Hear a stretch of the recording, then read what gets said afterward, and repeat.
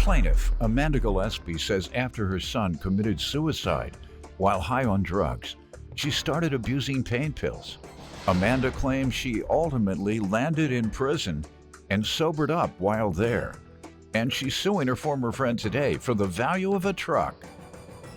Defendant David Forsyth says most of his life he has been in prison, and the longest stint he did was 10 years. 3 years ago, David got out of prison for the last time, and with the help of his friends and family, he hasn't been back. David denies owing Amanda for anything.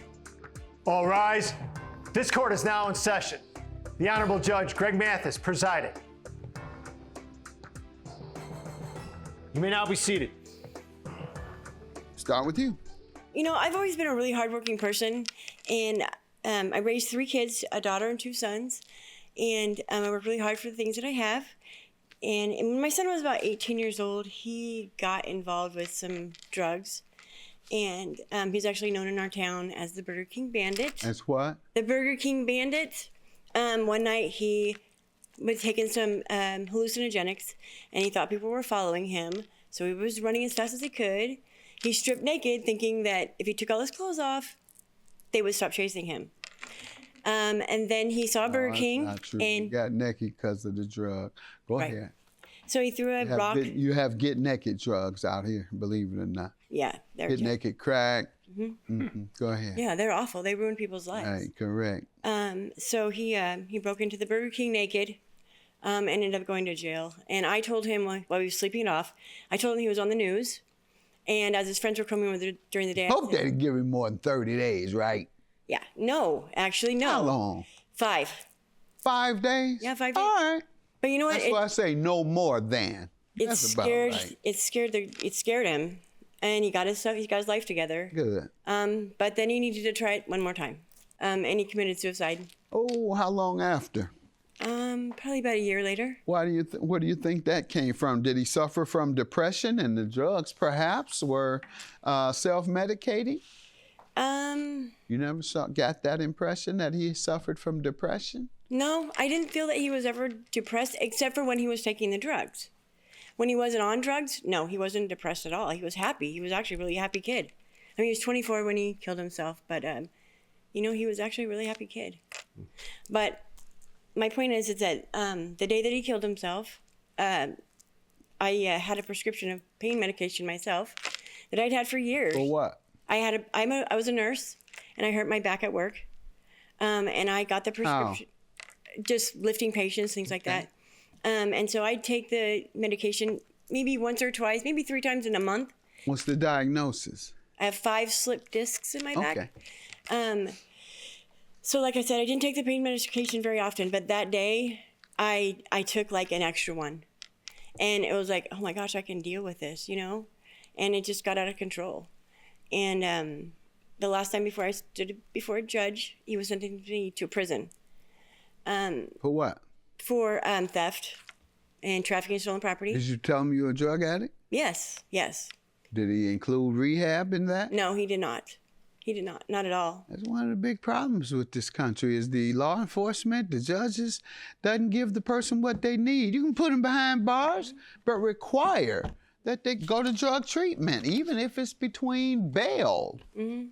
I'll give you a bond, and the condition of the bond is that you go right to drug rehab, and if you don't, then when you come back, or you got a warrant on you because you violated your bond. Right. And when I do catch them, now I got to give you some time. Mm-hmm. So, I don't know, this justice system is very flawed. Not just when it comes to police brutality, and that's very, very, very devastating and outrageous. Most are good though, but those, you got a significant percentage that are not. But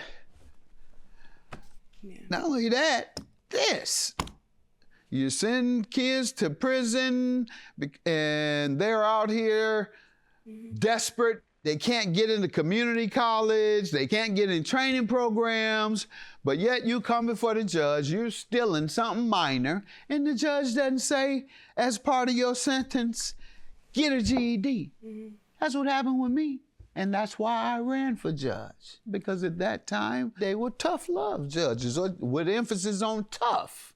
So that's why I ran and beat a tough judge who had been there 20 years. And then I became known as the second chance judge. Same thing happened to me. I began doing to others. Get your GED, go to drug rehab. And so that's why I'm disappointed, and I'm taking time to say that. Yeah. And that judges who might watch me because they're jealous and want to be on here themselves ain't happy for me. Those of y'all who watch me, please start treating folks that'll help them, not just punish them, but rehabilitate and help. So go ahead. How long did you have? I was there for 3 years. While I was there, about 3 or 4 months into it, I was so bored. There was nothing to do. So I'm like, there was a drug and alcohol program. So I signed up for it myself. I volunteered for it. It wasn't mandated, but it was there. Yeah, good. It was there. I was there to offer. Because I knew that if I didn't do something, that when I got out, I was going to do the same thing. Good, yeah, that's right. And so I got into that program. I was there for like just a few days short of a year. It was very intense. And it changed my life. When I got out, I'd worked through some things that I needed to work through. I had some self-confidence, some self-worth. Even though I'd been to prison, I just felt like I could do something again. And I did, I got my stuff together and I got a job and I always wanted a truck. But I had kids, so I couldn't get a truck because you got to have an SUV or a back seat or whatever, So I didn't have any kids anymore. They're grown and gone, my other two. So I bought myself a truck. So he broke into the Burger King naked.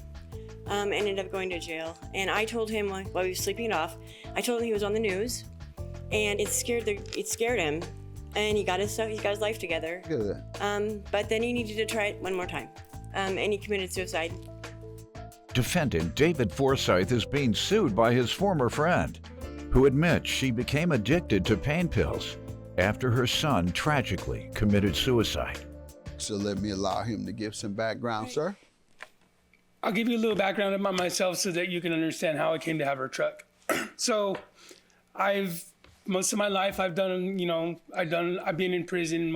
I've done 20 years in prison, and I did a lot of drugs throughout those years. And what were the cases? What was your longest stay? 10 years. And what was that for? Burglaries. How many? Burglaries. How many? It was just 2, but they gave me 5 years on each one.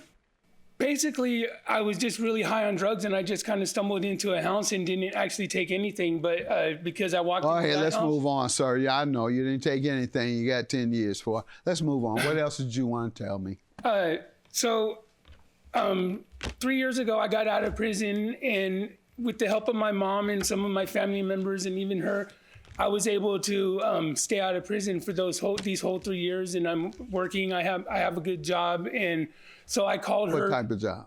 Doing HVAC, heating and air conditioning. How did you get prepared for that? I had to get trained. I had to do some training for that. There you go. But I got trained. I learned how to do this. I had a skill, and I ended up calling her. You had to steal too? Steal? You were still stealing? Stealing. You said I had to steal? Skill. Skill. All right, there you go. And so I'm glad you're here to say that to the other inmates watching. And ex-offenders. No, the whole thing is I can't find a job, Judge. I can't get a job. So that's why I got to go back. Well, I'm here to tell you I tried for 6 months and ain't nothing come up. I got to eat. Don't you see all these kids I done made before I went to prison? Got to eat. Got to feed them. So I'm glad we have someone here saying you have to prepare yourself. Yes. By getting a marketable skill. Yes, that's very important. To get a job. Nobody's listening to the sob story. Only people like me and a few others outside of your relatives really care about you in prison. I got news for you, and I think you know that. Yeah. I think nobody cares about you in prison. No. If your relatives do. So I say that to say all that coming out and talking about I can't get nobody help me. Who cares? Nobody cares. Let's get that straight. Other than people who have a commitment to helping others. Yeah. And that's not many people. Yeah. All right, so let's move on while we've let these guys know that they have to do what you did. Yeah, definitely. So my car broke down, and She probably never would have let me use her truck, but I had been doing good for so long, and I got this. This was a really good paying job, and it was really something I needed to keep. I had to have this vehicle, so I asked her. Let me let her go to the vehicle now that we're established the vehicle issue. So what happens? Okay, so I had the truck, and I just got it back from my sister, and it was all messed up, so I had to put a little bit of money into it. But David had his car. I think his car got stolen or he crashed it or something. I can't remember. But he had no idea how he's going to get to work on Monday morning. And I had just bought a car, so I had 2 vehicles. You loaned the truck. Correct. To David. Mm-hmm. Okay, and I loaned it to him because he didn't have any way to work. He was really stressed out, and he had been doing really good. This is the first time he's been out of prison this long, ever. You know, and so I let him borrow the truck, but I made him sign a promissory note because when I loaned it to my sister, she didn't return it. And I had to literally like stake out her house to get my truck back. So I made him sign a promissory note that if anything happened to the truck, that he would be financially responsible for it. And sure enough, something happened to it. What happened to it? So he came over, he was at my house on Saturday, and he'd towed somebody's car for me because he was using the truck. I said, can you tow this person's car for me a couple blocks? Yes. The truck broke down. I said, well, where's it broke down at? He said it was broke down at the methadone clinic, actually. I was like, you cannot leave it there. Like So I'm asking you, what was wrong with it? I don't know. I don't know what was wrong with it when it broke down when he had it. I don't know. But he told me it was Could have run out of gas. It could have, yes. I said, you can't leave it there. They'll tow it. That place, they'll tow it. He's like, I'm going to go get it. I'm like, okay, well, put this note on the window because he was going to get it in the morning. So I gave him the note to put on the window. It was on his way home. He said he did that. So his phone was shut off at the time, so I couldn't call. On Tuesday morning, I got a picture from his mom of my truck being towed away. You think that came from, did he suffer from depression and the drugs perhaps were self-medicating? No, I didn't feel that he was ever depressed except for when he was taking the drugs. When he wasn't on drugs, no, he wasn't depressed at all. He was happy. He was actually a really happy kid. Defendant David Forsyth is being sued by his former friend, who admits she became addicted to pain pills after her son tragically committed suicide. How long ago was this? This was in May. And you still haven't asking what happened to your car? No, well, it got towed away. What happened when it broke down, man? I don't know.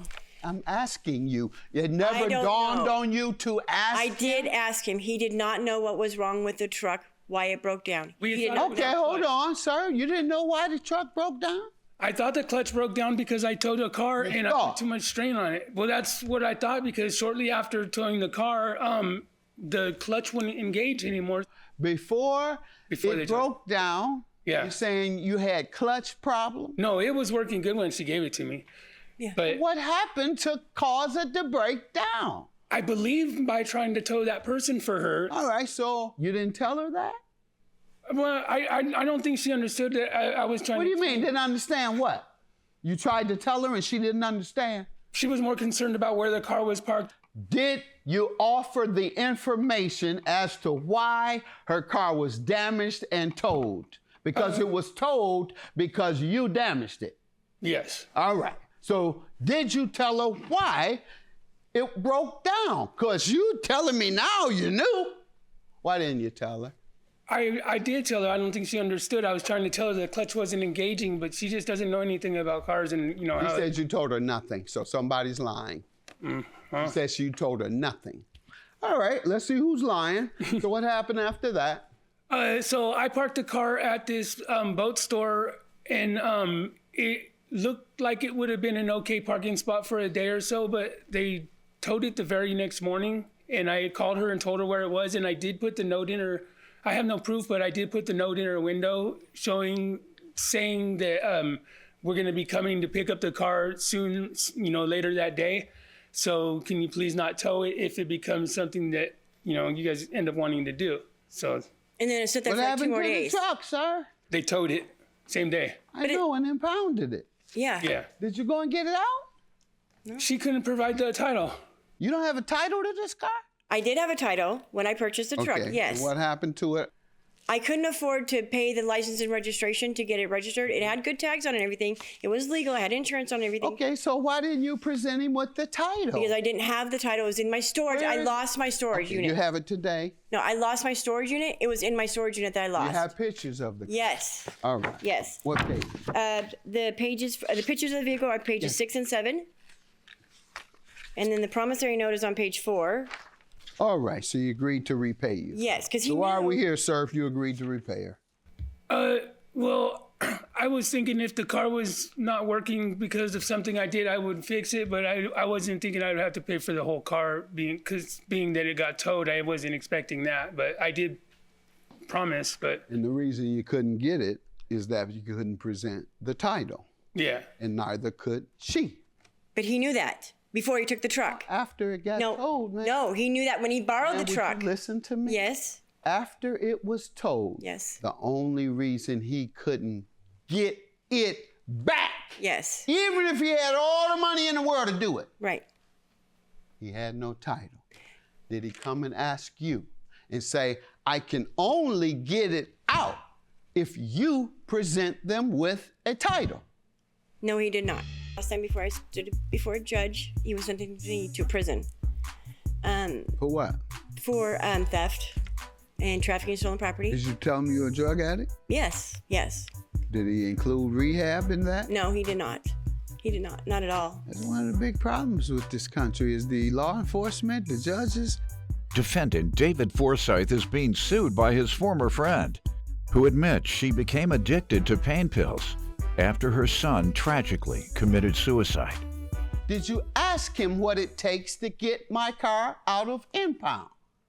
No, I did not. Why? See, these Because- are these very no. critical questions It is- you haven't answered. And I think this is con, to be No, quite it's frankly. not. I don't know Your what Honor, y'all doing. Well, you I haven't told proven it, him- ma'am. No. You haven't proven it. I'm sorry. I told him when he You borrowed haven't the truck, I asked didn't him have a title. Very key questions. No, I Are you told on him- drugs, ma'am? No, I'm not. I told All him I right, didn't you're have a coming across title. like that. Your case is dismissed. No. Have a good day. You're coming across like you're on drugs too. Y'all go do your thing, but you're not conning me.